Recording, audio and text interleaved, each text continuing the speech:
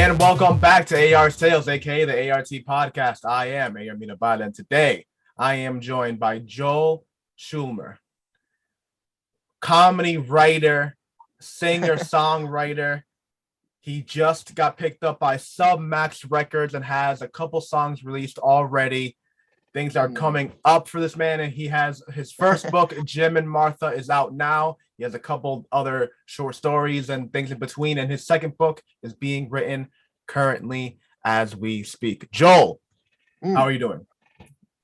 I'm not too bad, thanks. Yeah, and how's things with you? Oh, I am honestly phenomenal. I am just ready to go and talk. Cool. You have so much that we can just clear, so many different little venues, so I just want to go right into it. Okay. And how did you get into writing? Was it writing in a fiction, nonfiction sense what came first, or was it poetry, or was it songwriting? So I guess it was like an amalgamation all at once, really. I think I was about 17 when I sort of knew I wanted to be a writer, and it was a mixture of all those things, really. I mean, I couldn't play an instrument at the time, but even then I would sort of had tunes in my head that, I wasn't really writing songs though, but just had a few tunes in my head. And I would say it was more along the lines of not even novels, but just short stories. And because I had enjoyed English at high school, and that was my favorite subject probably. And so I just enjoyed the process of, having to write stories in class. And I guess it probably, I would imagine, I mean, I don't know for sure, but something inside of me just said I wanted to be a writer. I don't know why, but I was quite lucky. I had two quite good English teachers as well in that particular subject. So I was quite lucky. And that probably helped me as well, realize what I wanted to do. And so I'd say from that sort of age, about 17, I just knew that I enjoyed writing stories, and had a sort of, I loved music. I couldn't really play much, but I loved it. And the poetry, I'd say the poetry probably started at that sort of time as well, probably about 17 as well. Although, I mean, it's all early stages stuff. So I guess, it all kind of, I was interested in it all really at that sort of age. Yeah. Well, I think it's really interesting about that is they are three very distinct ways of writing, but I feel that the people that are into them and do have a predisposed liking towards those types of writing fields, when they merge those ideas together, I think it creates a really interesting content. For example, you have Lemony Snicket, who wrote the Unfortunate Event series. He was a very apt musician, and it showed in his writing. I mean, the amount of little like limericks and little songs and little notes in between the chapters that just kept you going with it. And you can even hear the song as you read it, just like the way that it was like shown and written. It actually became a tune in your head. It made the world more lively, because the same way that food and like everything defines the culture, so does music. It's your senses. So the more senses you have as you read a book, the more involved you are in that world. And same way for songwriters. You have someone like, I'm a fan of rap, so you have someone like Biggie, who's a storyteller. He's rapping to you, and he's keeping in rhythm, he's keeping it on beat, but he's telling you a story. He's not just saying things that in a poetic sense. He's telling you a story from A to B, from C, and all the way downwards. And again, people that like poetry is all about using the smallest amount of words in order to convey an emotion. So I think if you have a background in poetry and you go into writing, then your writing is even stronger, because you understand the need for trimming off the fat, so to speak. So how do you think that affects how do you think those things affect each other to you? Do you think that you've become more of a storyteller in your songwriting? Do you think that your poetry has helped you in your writing? Yeah, I think the poetry especially, actually, because it is it's difficult. I mean, I mean, especially when you look at the sort of competition around, modern poets and stuff. it's not easy to be amongst be amongst the poets, because some of it's really good, and it's a real I think it's probably more of a craft. Well, no, I don't want to say that. I mean, writing a novel is bloody hard. It's it's a really long job, and you've got to chip away, but you've got to have a lot of perseverance, determination. But Definitely. poetry, the actual craft of poetry, is it's a lot more attention in a short space of time. So whereas in a novel, you can get away with like maybe like a lazy line now and again, but you can't really get away with that in poetry. It's like you've got to be on it, like every Word, sentence, syllable. Yeah. every word, even the syllables, exactly. um and there's an awful lot of different meanings, and all at once. And I think that has helped me probably with my, and I do incorporate, probably, I mean, some people probably say too much, but I incorporate a lot of poetic language in my prose. And then you get people saying to you stuff like, "Oh, there's a lot of purple prose in your work," or it's highly poetic and stuff. It's not for everyone, or like it's flowery. They call the language flowery or whatever. Yes, definitely. Um, I'm definitely there with you but yeah, though. I mean, That's a feature, not a bug, if you ask me. yeah, I mean, I guess it's like, I suppose like each to their own, really. Like, I mean, for me, it works. I mean, I love it. I love complex poetic language. I love it, and not everything has to make complete sense to me. I don't need, when I read something, I want the feeling of it. It's like it can be looking at a painting. Like, you don't have to understand every aspect of the painting or every aspect of the book. It's like it's just art, and actually sometimes the feeling you get from reading it is more important than what it all means. I think some people are like, oh, they want to know like what absolutely every single little thing means, and you can't really do that in poetry, because you're never going to be able to work it all out, because it's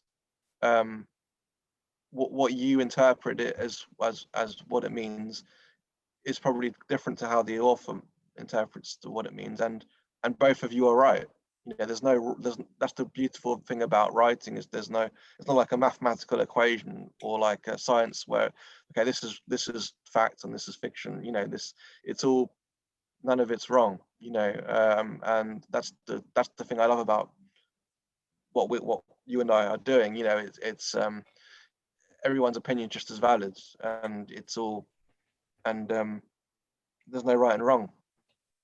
Yeah, I think one of the most satisfying things as an author, and I would love to hear your thoughts on this too, if you've experienced the same, but it's when you create a novel, you create a short story, and you're the author, right? So to you, every corridor, every line of blueprint to that writing. Every way that an emotion can be contrived or like thought of, right? And then you put it out there and you have one comment, or you have someone comment on an idea that you've never had before. On some, Yeah. and it's valid at that. It's not even that they're just saying some crazy stuff and like projecting their emotions onto your world. No, they interpreted your world exactly, your characters exactly, and were able to give you a piece of data, a piece of like philosophy that you weren't able to piece together, even though you created that world and those characters. I think that is the most, to me right there, that is the most significant like synergy between creator and people receiving it. The fact that even though we put all those different, we literally created it, and we can still be taking a class depending on what the person is thinking about or feeling with that day. Absolutely. Yeah, no, I totally agree. And also I look for that in other, not just people who read the work as well, but I actually look for that in other writers as well. I love looking at writers who think differently to how I think, because then I think, oh, I could add that to my work, because it's taking me out of my comfort zone almost. And it's like, oh, okay, he's thinking or she's thinking in a different way. to how I would, and I find that really interesting, and I can learn from that, and then I can incorporate, because if you just set in your own ways and you're stuck in how you're doing things, I mean, that's okay, yeah, I suppose, but it doesn't feel very expansive to me, and you're not, and I think I love learning from other people, and especially people who think differently to me, and people I can learn something from. Um, no, I totally agree. And then, and as you say as well, the way that readers will pick out things that you hadn't thought of, or they've interpreted in a completely different way to how you meant it, but somehow it works. It's like, oh God, you made a really good point there. Like, and then that can help you, inspire you for the next thing you write, because you're writing in a different way to how you would have written before. So it's just adding to what's your skill set. Yeah, I mean, again, that's why I think I love the craft so much. And really, I would say I suppose like any craft, I think that what excites me about it is that it seems limitless, right? Is that you can sit down one day and honest to God, feel like you have written the best thing you've ever written in your life. But that's a lie, because when you wake up and you write whatever you will tomorrow, that'll be better. And it's endless. It just goes on forever and ever. Like the Yeah. amount of progress that you can make is 100% dependent on you. You can go from writing 100 words a day to 10,000 a day, and it's all on you. I mean, like, however you want to measure your craft, however you want to expand your craft, it's all there for you. So how did you kind of go about doing, and because I feel, especially when it goes to making your first novel, you have to go into a thing of actually like booking yourself down, because as you said, it's not an easy thing. So I feel when you have a true idea of like, all right, I'm going to make a novel, you have to get from one point of just, all right, well, I'll work on it when I feel like it, to a little bit more schedulized. All right, I'm going to do 1,000 words today, I'm going to do 1,000 tomorrow, we'll edit to this week, we'll do this, we'll do that. How did you go from having this as like a fun idea into creating your first novel? Yeah, I'm quite slow, really. I mean, I'm probably a lot slower than you. I mean, I would not assume that. well, just even the way you were talking of 1,000 words a day. I mean, yeah, that would be a hell of a lot for me to do in a day. I mean, I'm happy if I can do, if I did 200 words in a day. I mean, that would be good for me. I mean, yeah, I'm really quite slow, but I mean, I tend to sort of do different things at the same time. So I'm sort of dipping in and out of different things. But I mean, with the not well, with the first novel, it did start with something very casual, just like, I didn't even really consider myself like a full-time writer or anything. It was just like, as and when, think of a paragraph or a line, and eventually these sort of casual ideas just kind of accumulated, and it got to a stage where I was like, oh God, I should really just sort of sit down with this now, and properly write it, and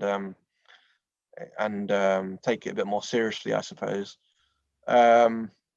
So yeah, so it's a bit different for the second novel. I've kind of got more into a routine of being an author, if you like. Whereas the first book, I was just like, it took me many years, because a lot of the early years I wasn't really even doing it that much. It's just like now and then.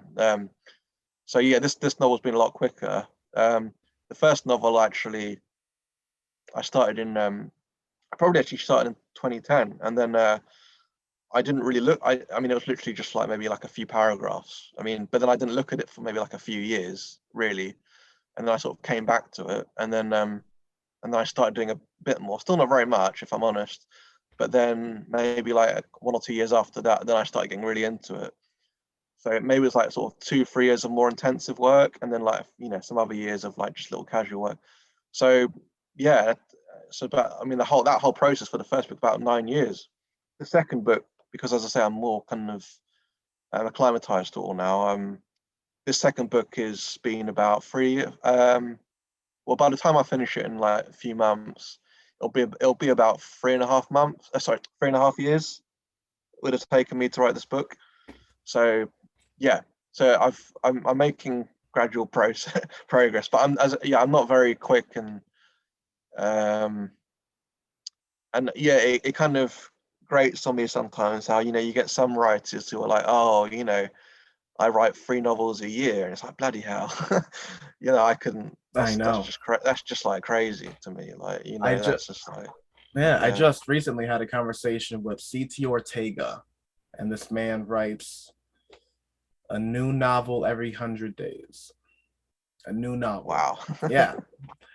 Like he has 5 coming out this year. 5. So that's like, yeah, that's almost, I mean, that's just yeah, that's like three and a half novels a year. yeah, that's insane. It's insane to me.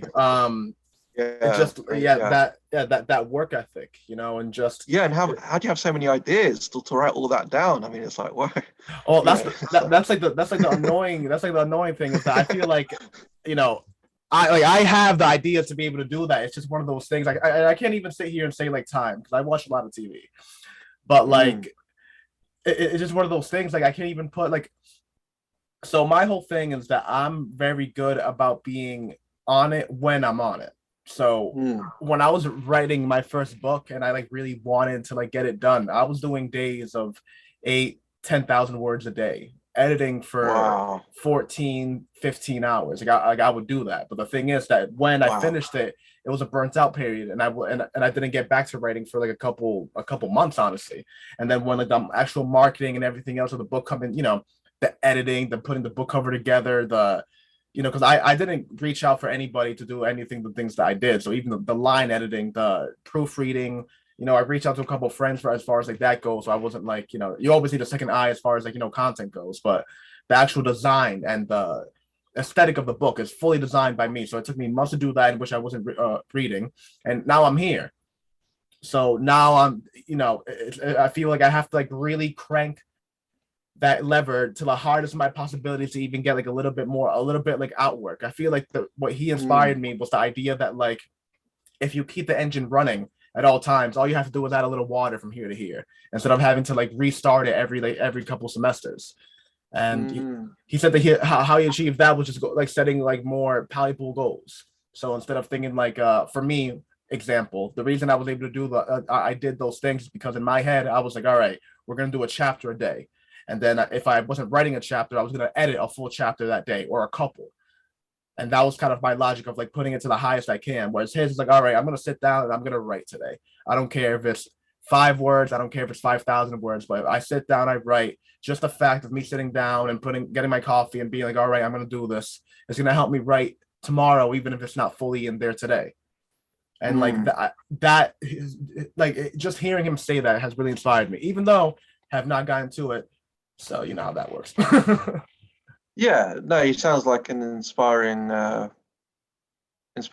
Yeah, I mean, yeah, but I mean, as you say, I mean, but I guess like even if you've just like picked up a tiny bit of that, it could help you with your writing. So you might not be able to reach his level of productivity, Yeah. or but you've probably taken away enough to be more productive. So every little helps. And that's the good thing as well. Talking to different writers, we're all different and different ways of doing things, and you can never stop learning from each other. Absolutely. No, yeah, it's one of my favorite things about this industry. So, Yeah. kind of going to more specifics for the fans, for the people listening on. Your first book, Jim and Martha, and now you say that The first novel. First novel. Yeah. And now you say that your writing is like mostly centered around a comedy. Now I love comedy. What was the comedy that you grew up on? Was it Monty Python? Was it like the quirk? Was it the witty things that Doctor Who? I mean, I know I'm going off like British TV shows. Is that I also can't lie to you, grew up with those type of things too. I loved all that. British dark humor influenced a lot of my humor sense, honestly. Yeah, I think I mean I do like some American comedies too, but I would actually say, I mean I think, I mean, these days Britain, in my view, there's not a lot we do that's great anymore, if I'm honest. But I do think comedy is one of our best exports, actually. Definitely. And just like historically as well, we've had some brilliant comedies. And yeah, I mean, as you say, the older stuff, Monty Python, Faulty Towers, Only Fools and Faulty Horses. I Towers. mean, Oh my god. yeah, I love that. Yeah, it's brilliant. Yeah, and then even stuff like in the 90s, there was some excellent stuff in the 90s as well. And so there was stuff like the I don't think it was very popular in America. There was something called the Fast Show, but then it was actually called something different in, I think they called it a different name in the US. And then there was also an Irish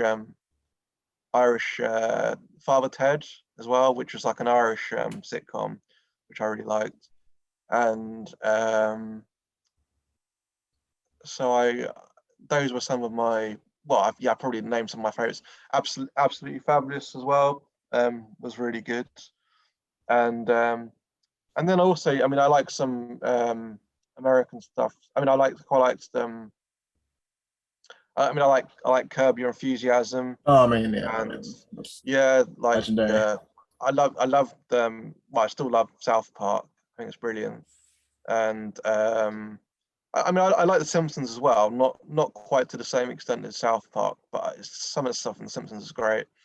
I'm not. I mean, I'm not. I don't really watch that many shows these days. If I'm honest, I'm not really a TV person anymore. But yeah, I mean, I liked The Office. I haven't really seen the American version, but I like the British version of The Office. And what else? Um, some of the Rick Mail stuff. Uh, Bottom and the Young Ones, and like, I mean, that's kind of older stuff as well. And yeah, all sorts. I think Rowan Atkinson's brilliant as well. You know, well, Blackadder, and also like Mr. Bean, and all that kind of stuff. I mean, he's one of our best comedic actors. Yeah, And definitely. And how do you think all of those yeah, ideas, like of like your inspirations, how did those things all bubble up into the novel of Jim and Martha? Like yeah. I mean, without spoiling anything about the mm, book, can you tell people a little bit about the plot, the characters, and really kind of like the comedic motivation between it? Because I am a student of comedy. I love that. yeah. No, I mean, it certainly all helped. I mean, it certainly helped those different comedies. Um, and I think I think I think British comedy is you know quite can be quite subtle and sarcastic at times, and so I guess yeah that I incorporate a bit of that, and I also a lot of like lampooning and satirical kind of stuff, and then like with Jim and Martha, it so it's about a couple who they're living in London in quite a normal, you know, a normal mundane life, living in a flat, kind of normal jobs, and then the one day they just kind of decide to, you know, totally change everything and go to an eco village, and it's Martha's idea really. Jim's not really he doesn't really want to go. He sort of tags along to sort of humour Martha, Mm. but yes, Martha's idea. And so it's like a completely different like lifestyle change. It's kind of like they're trying to be more spiritual, or she's trying to be more spiritually minded, a bit more of a hippie, a bit more of and kind of getting away from the whole from capitalism, getting away from the 9 to 5, and just wants to sort of have it. Especially she's got a bit of a slightly like naive kind of, oh, it'll all work out kind of idea about it all, and it's like everything will kind of work out in this kind of hippie commune. So that's kind of her slant towards it all. And anyway, so that's how they start off, and then as they're going along, they've sort of got to it tests their relationship, but it also tests their how they're getting on with all these new quirky different characters they meet along the way, and that they now have to live with, because before they were just living as a couple, now they're living like with all these different people, yeah, so it's quite challenging at times. And then there are also other challenges. I won't give away too much, but there are also like other challenges that happen in the eco village that make it very challenging for all of them. And obviously, when you get those pressures and conflict, it creates all sorts of all sorts of different problems and and I think things that need to be solved, problems that need to be solved, so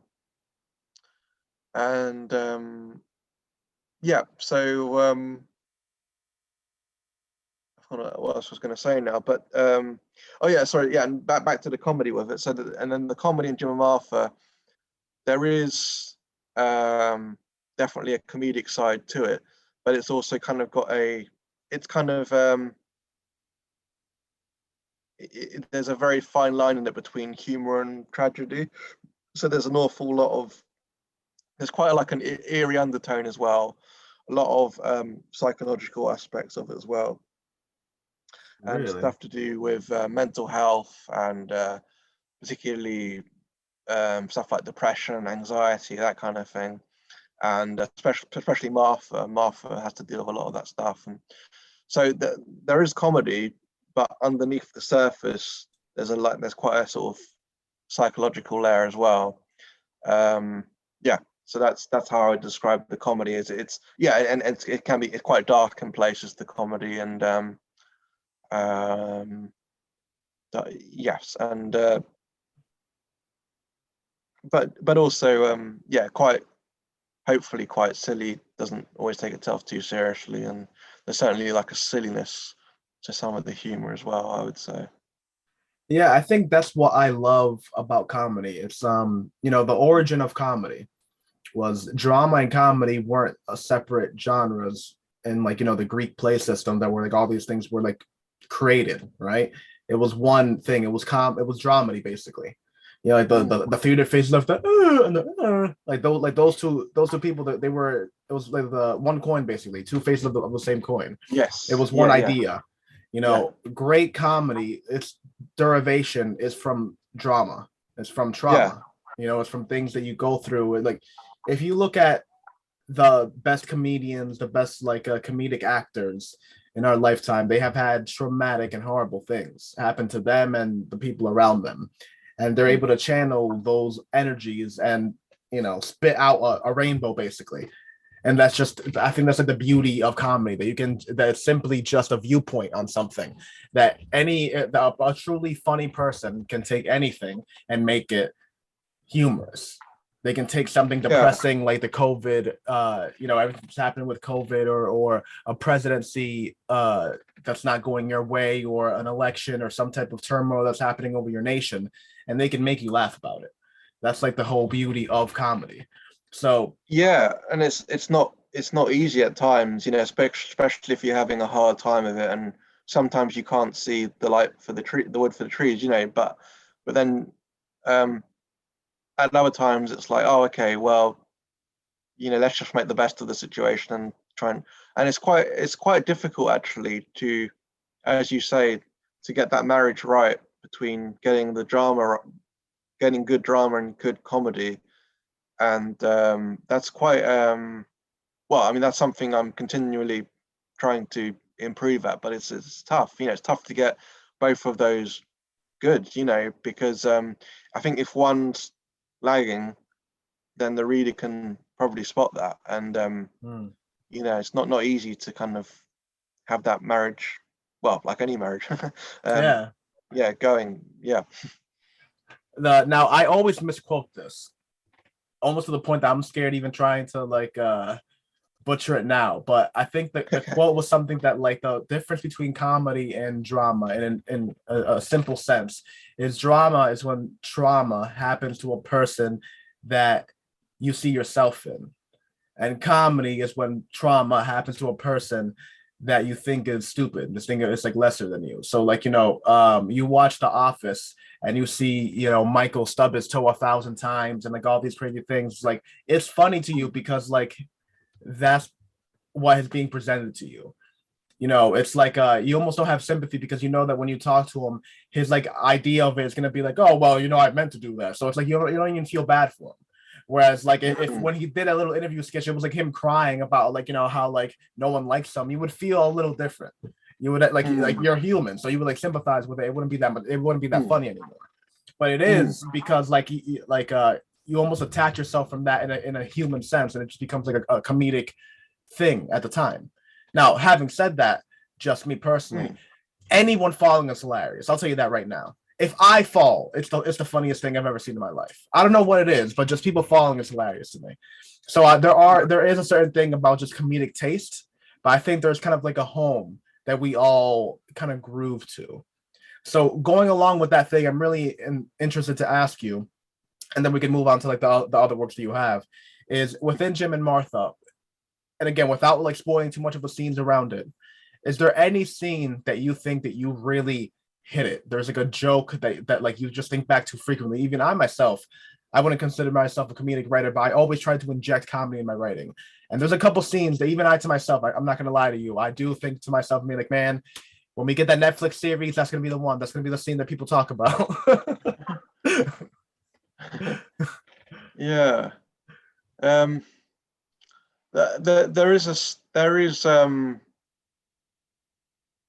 yeah, it's good question actually. I don't know if there's I couldn't I think because the humor is quite sort of intermittent and kind of dips in and out a lot.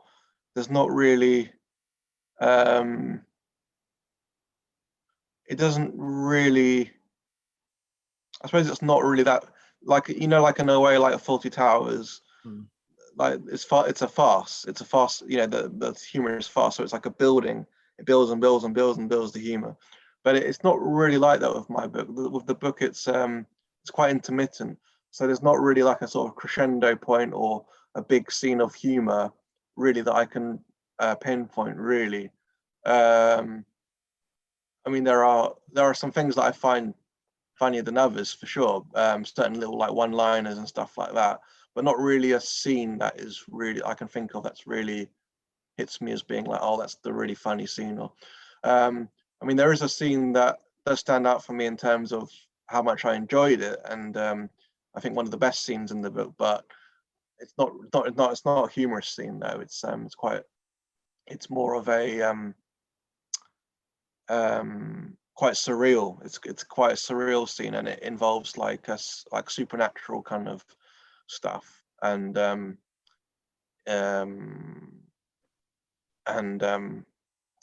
that's one of my favorite scenes actually. It involves Jim, and it's quite near the end of the book actually, but it's not spoiling it by sort of saying more about it because it's not too revealing. But it's just there's basically there's like a there's a sort of folk tale that's told in the woods about a certain mysterious activities, and then with Jim we kind of see towards the end like there's an incident and it involves like the weather changing rapidly, and we really see his mental health kind of change with that. And so anyway, that was a scene I enjoyed because it just brought me out. I suppose it brought me out of my comfort zone a bit because I'm not really that knowledgeable about mystery and supernatural stuff. So it kind of brought me a bit out of my comfort zone to write something like that. But I really enjoyed it actually. I found it really fun to do. Yeah, and it just brought awesome. it out of like the normality of the book as well, because it's quite a real life kind of book. Well, I mean, it's not real. It's exaggerated real life, if you like. I mean, I feel like most fictions are, but it's quite to the bone. It's quite it's grounded. quite about everyday life, really. Quite mundane in that way. But to have the supernatural element, it just really kind of threw it out into a different sphere, and so I enjoyed that change. Well, I like that you said that because I think it's like a good segue into kind of the progression that I want to kind of finish the podcast on. Yeah. And it was that, so you're writing Jim and Martha, as you said, it's like the mundane, then you have like this almost challenge towards the end of the book. So this is the first book that you write that you've written, and then you kind of like challenge yourself at the end note here. And then you follow up with COVID Kiss, Oh Anna, Oh yeah. and Poetry from Mr. Gould, the poetry collection that you made.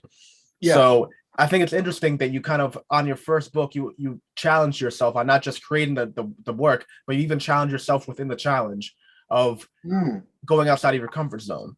And then you follow that up with, you know, a short story with 2 short stories, a poetry collection, and now you're writing your second novel. So how did those challenges, you know, mold you as a writer, and how are they continuing to inspire you for the future? For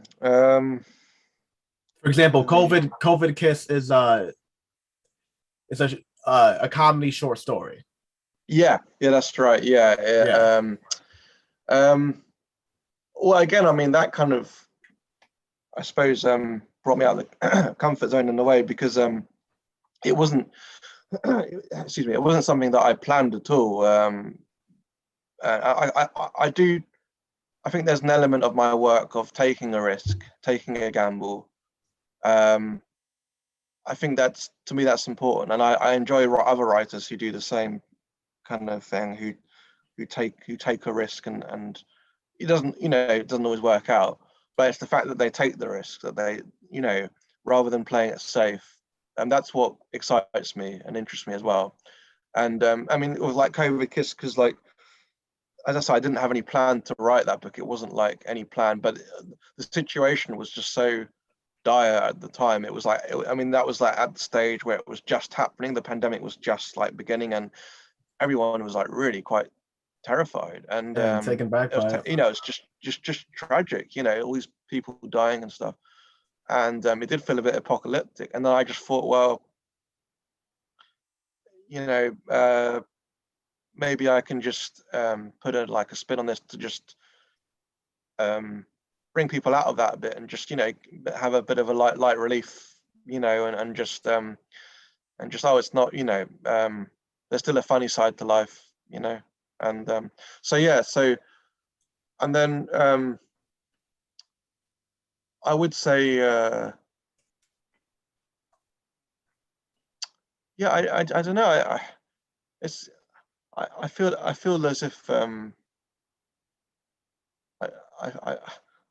I guess I'm sort of struggling really to think of like how these things kind of mold me as a writer. But I suppose, yeah, I mean, I like that kind of gamble and that risk, and then, like, with the current novel, it's a bit different. It's like, it's not as it doesn't have like quite a serious psychological undertone. It's a lot lighter.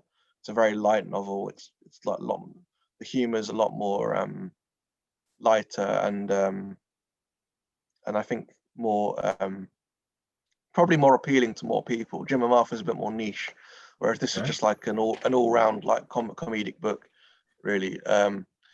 Well, what is that book? Let the people know without any further ado. Yeah, so the name of it is called Cries of the Canines, and it's not really anything about dogs or canines or anything like that. But you have the great name just alliteration, honestly, with your titles. Yeah. The name just kind of stuck with me, and it just kind of had a sort of ring to it, and so it's actually about a crazy kind of Einstein type scientist slash geologist who he's British, but he's living in Chile. So pretty much the whole book is set in, well, 95% of the book is set in Chile, which I didn't really know anything that much about Chile really before I did the book, so yeah, so there's a lot of Spanish speaking characters, although it's all translated into English, so yeah, so no English readers have to worry about the language barrier or anything like that. But yeah, it's but basically, yeah, he's just a bit crazy, and he's living in Chile, and he's very eccentric. He's your kind of, guy, you expect to be like in an underground laboratory doing funny experiments and that kind of thing. And anyway, he's he's single, and he wants to find the woman, and eventually he finds a woman, and she has to sort of cope with his long suffering ways, really. And so she's kind of quite she's quite firm with him, but she's also quite exasperated as well, just because he's quite a difficult person to live with.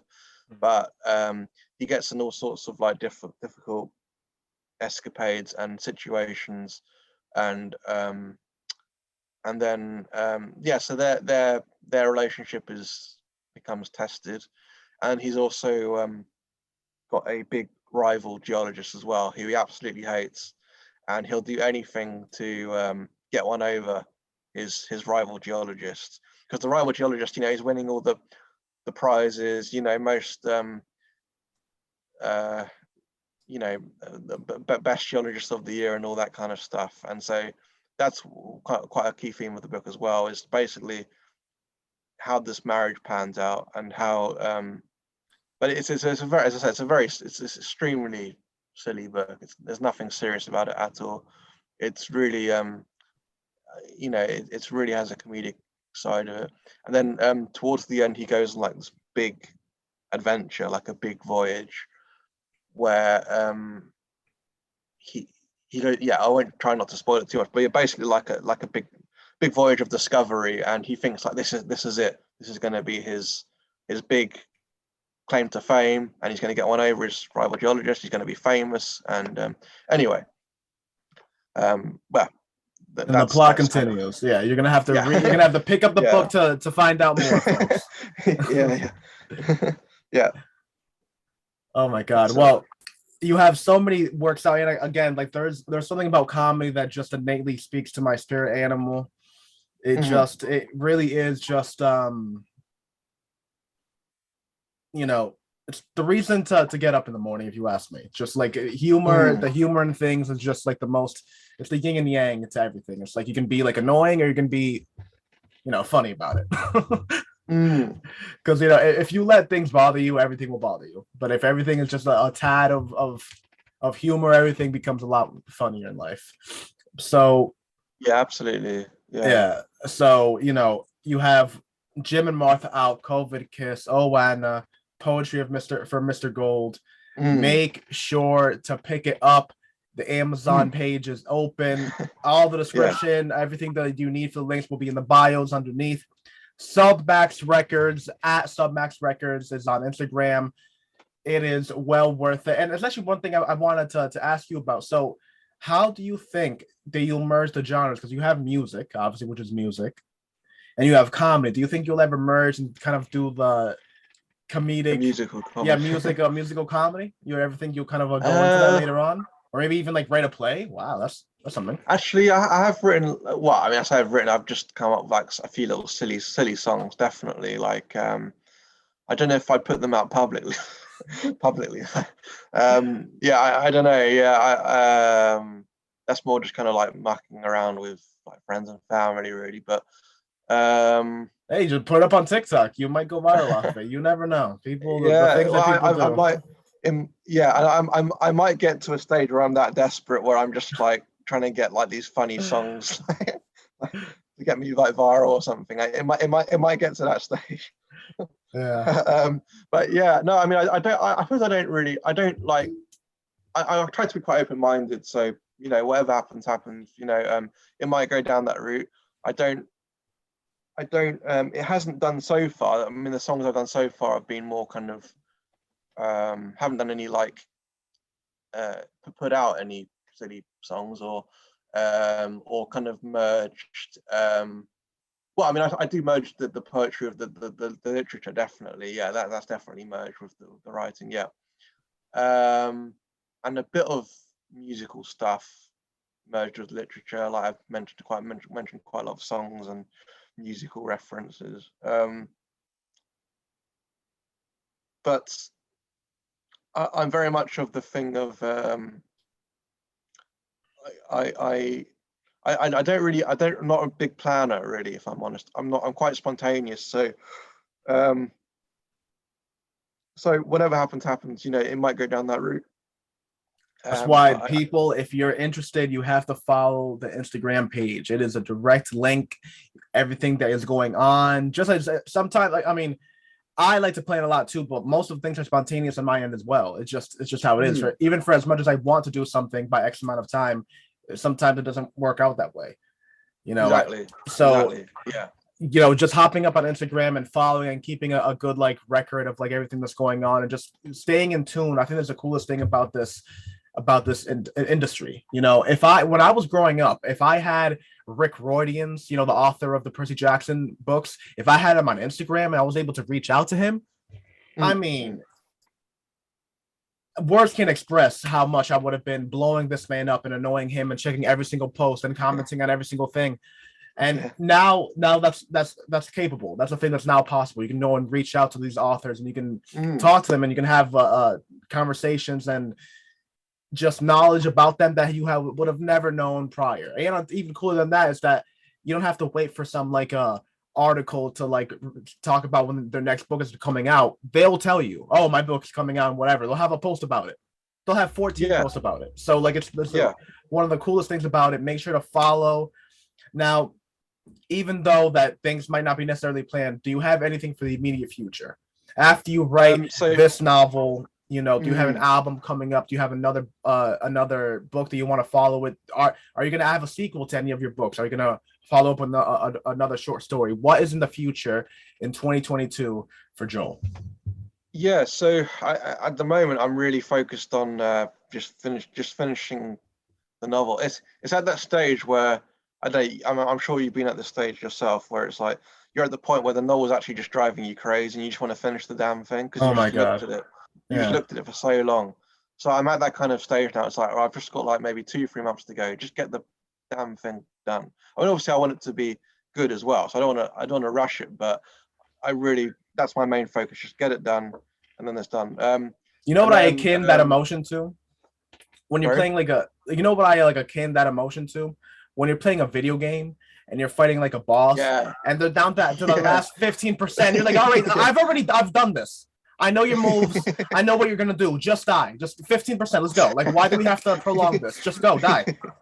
Yeah. It does feel like you do get these unexpected hurdles as well, don't you? Like you think you're there, and then like there's another little hurdle that comes up, and an unexpected hurdle. And that's when ads pop up in the boss fight, and you're like, oh my god. Yeah. Absolutely. Yeah. There's always something else. So it's such a relief once you get there, and so that's like.